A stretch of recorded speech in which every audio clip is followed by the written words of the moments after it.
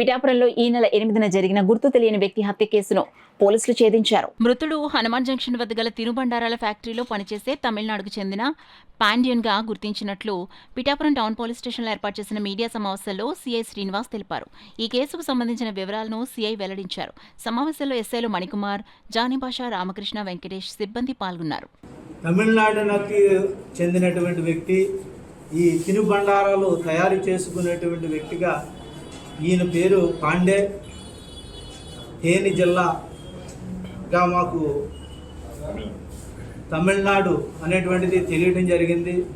వీళ్ళకి ఈయనతో పాటుగా జంక్షన్లో ఉన్నటువంటి ఎవరైతే మనస్వామి, అలాగే చనిపోయినటువంటి పాండే, అలాగే పోల్రాజుతో కలిసి లౌద్ హకియా అనేటువంటి వ్యక్తితోటి మన పిఠాపురంలోనే ఎక్కడైతే జగ్గయ్య చెరువులోని పూచి ధనలక్ష్మి ఆమె భర్త వచ్చేటప్పటికి ఎవరైతే రామస్వామి అనేటువంటి వ్యక్తికి కాలు పనిచేయక డాబా మీద పడిపోయి నీరసంగా ఉన్నటువంటి వ్యక్తిని చూస్తాకి వీళ్ళందరూ కూడా రావటం, వీళ్ళందరికీ కూడా కొన్ని చెడు వ్యసనాలు ఉండటం వల్ల 6వ తారీఖున వచ్చి 6వ తారీఖు నైట్లో మన జగ్గయ్య చెరువులో నుండి 7వ తారీఖుని ఈ ఏదైతే ఫ్లైఓవర్ బ్రిడ్జ్ దగ్గర ఈ చెరువులోకి వెళ్ళి వాళ్ళందరూ అక్కడ ఉన్నప్పుడు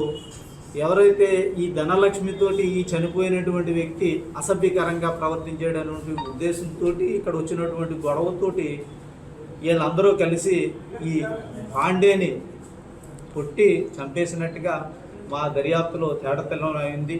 దానికి సంబంధించినటువంటిది సాక్ష్యాధారాల వల్ల వీళ్ళందరూ కూడా ఎక్కడున్నారు ఏంటనేటువంటిది మాకు రాబడినటువంటి సమాచారం ప్రకారంగానే ఉప్పాడ ఏరియాలోని ఒక అవుట్కట్స్లోని వీళ్ళందరూ కూడా ఉంటే వాళ్ళందరినీ కూడా అరెస్ట్ చేసి 21వ తారీఖుని నిన్న అరెస్ట్ చేయడం జరిగింది.